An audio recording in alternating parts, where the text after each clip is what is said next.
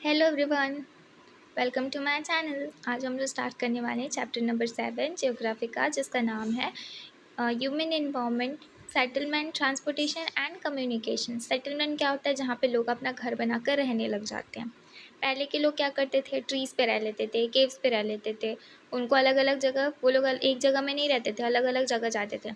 जैसे कि कुछ रीज़न मैंने आपको पहले भी शेयर कर चुकी हूँ कि जैसे कि मान लो वहाँ पे उन लोग ने इतने हंटिंग कर लिए हैं कि उसके बाद वहाँ पे जानवर ही नहीं बचे हैं खाने के लिए, तो वो दूसरी जगह चले जाते थे। कभी कभी जैसे अब वहाँ पे रह रहे हैं तो बहुत सारे जो जानवर हैं वहाँ पे पूरी ग्रास वगैरह को खा लेते थे, या कुछ पर्टिकुलर एरिया में बहुत सारे जानवर बहुत सारी चीज़ों को खा लेते थे, तो उसके लिए भी उनको सेटल करना, अपने आप को इधर से उधर मूव करना पड़ता था। लेकिन जब उन्होंने ग्रो करना चालू किया किसका, क्रॉप का, तो उनके लिए बहुत ज़्यादा नेसेसरी हो गया कि वो लोग अपना परमानेंट होम को बिल्ड कर ले और वहाँ पे रहने लग जाए। सेटलमेंट कहाँ पे हो रही थी? रिवर वैलीज़ पे, जहाँ पे वाटर्स वगैरह अवेलेबल थे। और लैंड वहाँ पे, अब आप जानते हो कि जहाँ पे रिवर है उसका जो लैंड है वो फर्टाइल होता होगा। अब पहले तो ऐसा टैप वगैरह नहीं था ना कि लोग जो है टैप के थ्रू ले जाएंगे पानी और उसके बाद वहाँ पे वो लोग एग्रीकल्चर चालू कर देंगे, तो उनको रिवर वैलीज़ पर ही सेटल होना पड़ता था। इसके साथ साथ जो डेवलपमेंट हुई ट्रेड की, कॉमर्स की और मैन्युफैक्चरिंग की, तो ह्यूमंस ने क्या किया, सेटल होना चालू कर दिया और ये बहुत ज़्यादा लार्ज होना चालू हो गया। सेटलमेंट जो है फ्लरिश्ड हो गया और सिविलाइजेशन डेवलप हो गया। कहाँ पे? रिवर वैलीज़ पे। अब सेटलमेंट दो टाइप के होते हैं, एक परमानेंट होता है, एक टेम्परेरी होता है।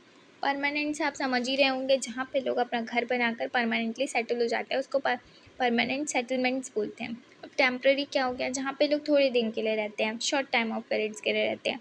जैसे कि लोग हो गया डीप फॉरेस्ट में रह रहे हैं, हॉट या कोल्ड डेजर्ट में रह रहे हैं, माउंटेन पे रह रहे हैं, ऐसी जगह को टेम्पररी सेटलमेंट्स बोलते हैं। यहाँ पे ये लोग ऐसे क्यों रहते हैं टेम्पररी? क्योंकि इनको हंटिंग, गैदरिंग, शिफ्टिंग, कल्टीवेशन और ट्रांसमिशन करना पड़ता है, तो इसके लिए ये लोग इधर से उधर सेटल होते हैं। लेकिन आज ज़्यादा से ज़्यादा लोग परमानेंटली सेटल हो चुके हैं, जैसे कि आप और मैं। अब ये वाले जो पैराग्राफ है, जिससे हम लोग जानने वाले हैं कि लोग जो हैं सिटीज़ में ज़्यादा क्यों रहते हैं एज़ कम्पेयर टू विलेज। तो मैरी का बर्थडे होता है, वो और उसकी फ्रेंड ना गुरप्रीत का वेट कर रहे होते हैं कि वो आएगी तो फिर वो लोग केक कट करेंगे। फिर गुरप्रीत आ जाती है, वो चीखने लगती है। फिर उसके बाद वो बताती है कि मुझे इतना लेट क्यों हो गया, क्योंकि यहाँ पे बहुत ज़्यादा ट्रैफिक जैम था, तो वो बहुत ही ज़्यादा था, इसके कारण वो लोग लेट हो गए। फिर वो जो मैरी की मदर होती है, मिसेस थॉमस, वो गुरप्रीत को ऐसे टैप करती है और वो बोलती है कि पॉल्यूशन भी तो कितना ज़्यादा है सिटी पे। तो प्रसाद है ना, वो अभी अभी अपने गांव से वापस इधर आया होता है, कहाँ पे? शहर पे। तो वो बता रहा वो पूछ रहा होता है कि क्यों, मतलब सिटीज़ में इतना पॉल्यूशन होता है, इतना ट्रैफिक जाम होता है। तो वो जो गुरप्रीत की मदर, जो मिसेस थॉमस होती है, वो बताती है कि यहाँ पे बहुत सारे लोग जो है व्हीकल ले रहे हैं, जो डे बाय डे इंक्रीज़ होते जा रहा है, जिसकी वजह से पॉपुलेशन इंक्रीज़ होने के कारण पॉल्यूशन भी बहुत ज़्यादा इंक्रीज़ होते जा रहे हैं। तो फिर वो बोलती है कि मैरी के सब के सब सिटीज़ क्यों आना चाहते हैं? तो उसकी मदर रिप्लाई करती है कि लोग अपनी जॉब्स के लिए, बेटर एजुकेशन के लिए, मेडिकल फैसिलिटीज़ के लिए, ये सब के चलते ये लोग सिटीज़ में मूव करते हैं।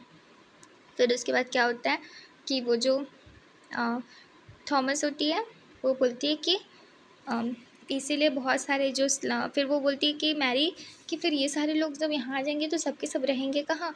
तो फिर जो मिसेस थॉमस होती है वो बताती है कि इसीलिए तो लोग स्लम्स एंड स्क्वेटर सेटलमेंट करते हैं। स्लम्स मतलब जो बाहर से आए हुए होते हैं, मतलब उनके पास रहने के लिए उतनी अच्छी जगह नहीं होती, वो लोग बहुत बैड कंडीशन में रहते हैं। स्क्वेटर मतलब बिना किसी के भी ज़मीन पे या फिर नॉर्मली ऐसे कोई भी ज़मीन पे वो लोग रहना चालू कर देते हैं।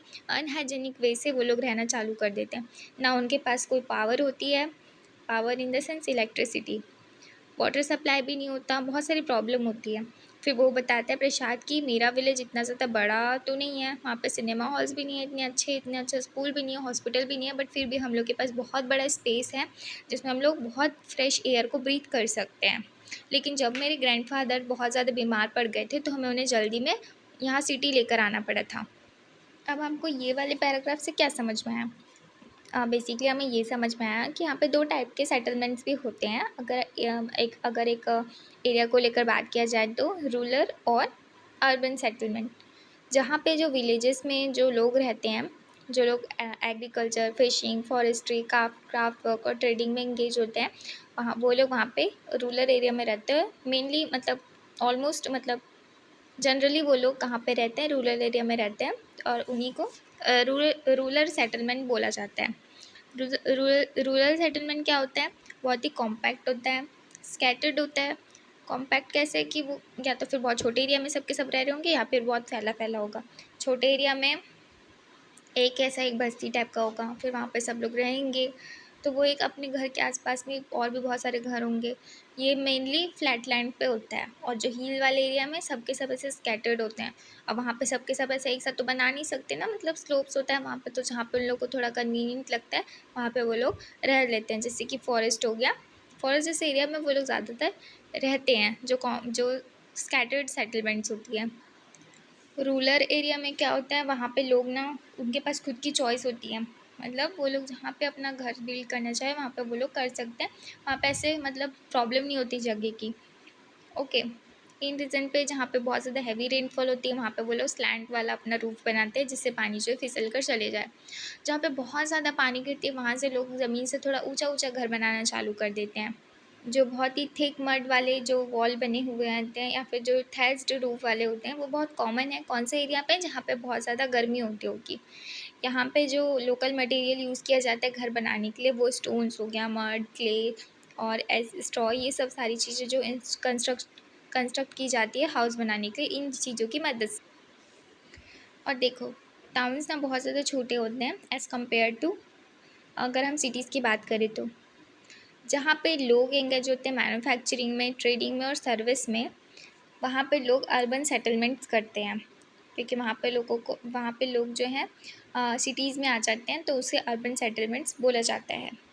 नेक्स्ट जो टॉपिक है वो है ट्रांसपोर्ट के बारे में। देखो, जो ट्रांसपोर्ट ही एक ऐसा मीन है जिससे पीपल जो है अपने आप को या अपने गुड्स को मूव करवा सकते हैं। पहले के दिनों में क्या होता था, लोग चल के जाते थे, उन्हें बहुत ज़्यादा टाइम लगता था किसी भी जगह पे पहुंचने के लिए। लेकिन जब से व्हील का इन्वेंशन हुआ है, उसके बाद से चीज़ों को ले जाना और ख़ुद को ले जाना भी बहुत ज़्यादा ईजी हो गया है, क्योंकि अब लोगों को चलना नहीं पड़ता। वो लोग जो है ट्रांसपोर्टेशन के थ्रू चले जाते हैं, या फिर एनिमल्स, अभी भी लोग बहुत सारे एनिमल्स का यूज़ करते हैं, अपने जो गुड्स हैं उनके ऊपर रख देते हैं, या फिर वो खुद ही उनके ऊपर बैठ जाते हैं, फिर वो लोग वहाँ से जाते हैं दूसरी दूसरी जगह पर जहाँ पे उन लोग को जाना रहता है। लेकिन अब जो है ट्रांसपोर्ट करना, किसी भी जगह पर जाना, वो बहुत ज़्यादा ईजी हो गया एज़ कम्पेयर टू पहले देखा जाए तो। हमारे में मेनली कैमल्स और या फिर ऊँट, मतलब कैमल्स या फिर एलिफेंट वगैरह का यूज़ किया जाता है, डोंकी का भी। दूसरे कंट्री में भी वही होता है। दूसरे कंट्री में क्या होता है, डोंकी, म्यूल्स, बुलडॉग्स या फिर कैमल्स, ये लोग का यूज़ किया जाता है, वहाँ पे ये कॉमन है। एंडीज़ माउंटेन जो साउथ अमेरिका में है, वहाँ पे लामास का यूज़ होता है, याक्स का यूज़ होता है, कहाँ पे, तिब्बत पे। तो पहले के लोगों को ना, जैसे ट्रेडिंग के लिए या दूसरे से दूसरे कंट्री या कोई भी रीज़न से जाना था, को मंथ लग जाते थे इंडिया आने के लिए, ठीक है। लेकिन वो लोग किससे आते थे, सी रूट से या लैंड रूट से। लेकिन जब से एरोप्लेन आया है, तब से वो लोग बहुत जल्दी पहुंच सकते हैं। जैसे कि 6 to 8 आवर्स में, जहाँ पहले मंथ लग जाते थे, वहाँ एक दिन भी नहीं लग रहा और आप पहुंच जा रहे हो, आधा दिन भी नहीं से वहाँ इंडिया से यूरोप तक ट्रैवल कर पा रहे हो, ठीक है।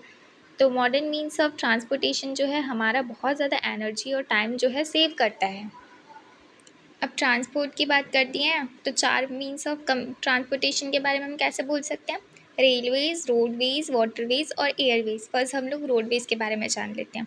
जो सबसे ज़्यादा यूज़ होता है ना शॉर्ट डिस्टेंस ट्रैवल करने के लिए, वो है रोडवेज़ से। ये मेटलेट भी होता है और अनमेटलेट भी होता है, मतलब कि कच्चा और पक्का रोड। जैसे ये वाला पक्का रोड और ये वाला कच्चा रोड। तो ये सारे जो रोड्स हैं, मेनली तो बहुत सारे रोड हैं, आप लोग तो हमेशा ट्रैवल करते होंगे, सभी हमेशा ट्रैवल करते हैं, तो ये बहुत ज़्यादा कॉमन है और ज़्यादा यूज़ किया जाता है अगर छोटे छोटे डिस्टेंस पे जाना है तो। ओके, प्लेन्स में इसका जो मतलब जैसे कि प्लेन्स है, वहाँ पे ज़्यादा से ज़्यादा रोड का ही यूज़ किया जाता है। जैसे रोड्स, जैसे कि बहुत सारे जो टेरेन हो गए, जैसे कि डेजर्ट, फॉरेस्ट या फिर हाई माउंटेन्स, यहाँ पे रोड का यूज़ किया जाता है। यहाँ पे ईज़िली हम पहुँच सकते हैं, यहाँ पे रोड बनाना ज़्यादा ईजी हो जाता है बाकी चीज़ों के कंपैरिजन से। जैसे कि मनाली और लेह का हाईवे, जो हिमालयन माउंटेन्स से के थ्रू है, तो वो जो है बहुत ही ज़्यादा हाईएस्ट रोडवेज़ है पूरे वर्ल्ड में, ठीक है।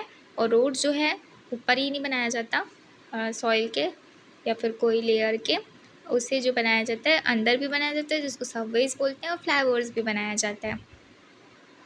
हमारी जितनी ज़रूरत होती है उसके हिसाब से हम लोग व्हील कर लेते हैं। अब रेलवेज़ क्या है, सबसे सस्ता बोला जाए अगर आप, तो एयर से भी ट्रैवल कर सकते हो, एरोप्लेन के थ्रू।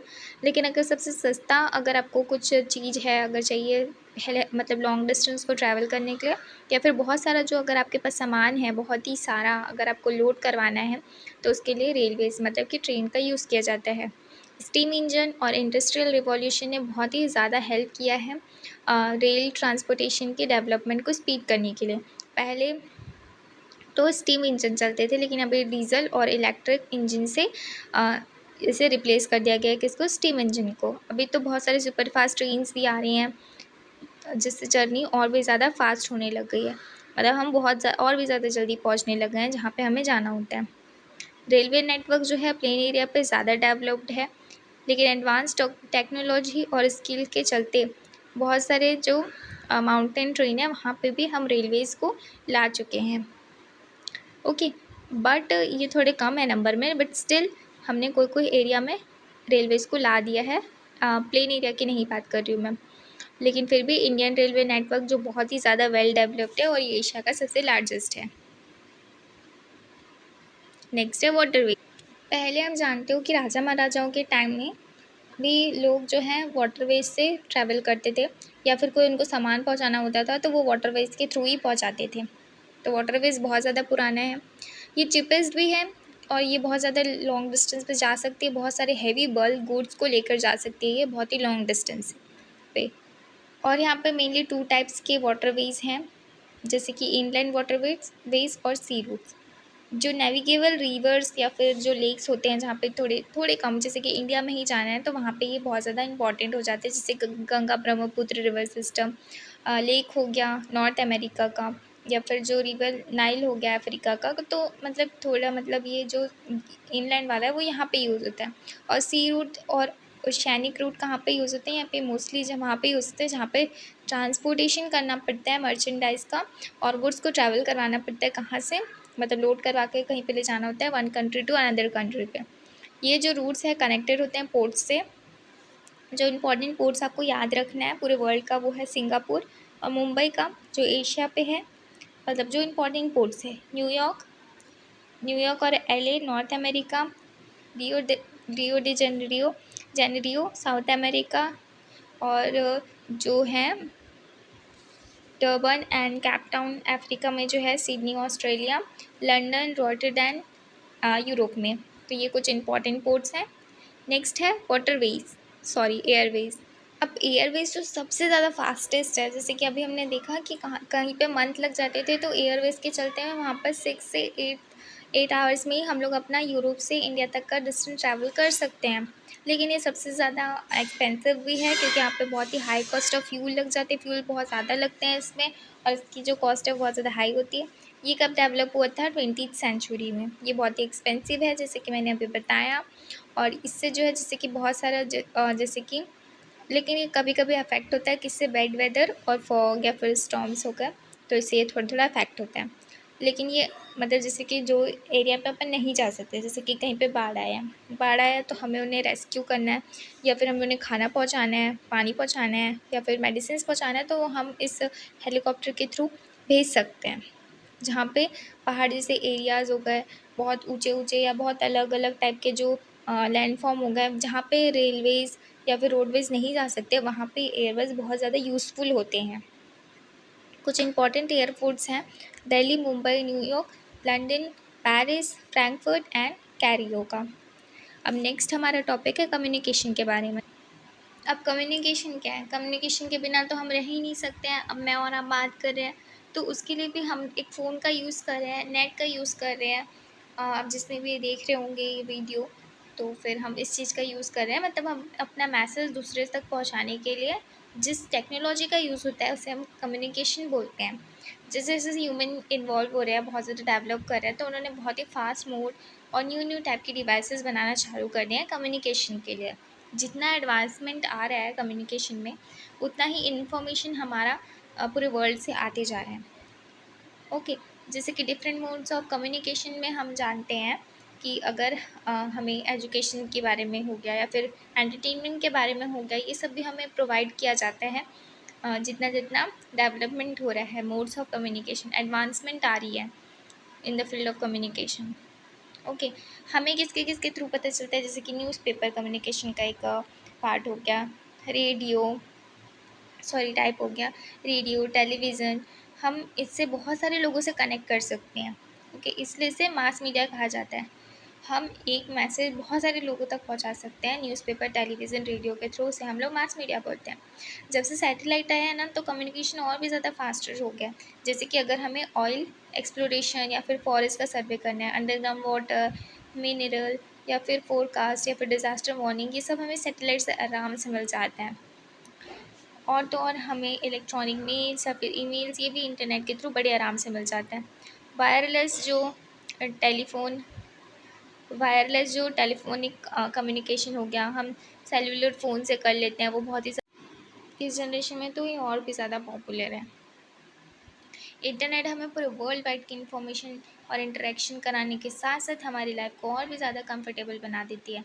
जैसे कि पहले हमें बहुत लंबी लाइन लगानी पड़ती थी सिनेमाज़ की टिकट लेने के लिए, या फिर रेलवे या एयरवेज़ की टिकट लेने के लिए, लेकिन अब हम घर बैठे ही अपना टिकट बुक्स करा सकते हैं। ये कुछ कम्युनिकेशन का वो दिया हुआ है। सी पोर्ट्स और एयरपोर्ट्स का हमें कुछ कुछ कनेक्शन दिया हुआ है, जो कि बहुत इंपॉर्टेंट है वर्ल्ड पे। तो ये आप अच्छे से देख लो कि यहाँ पे हमारा चैप्टर एंड होता है। आई होप आपको ये वाला चैप्टर समझ में आया होगा। Thank you.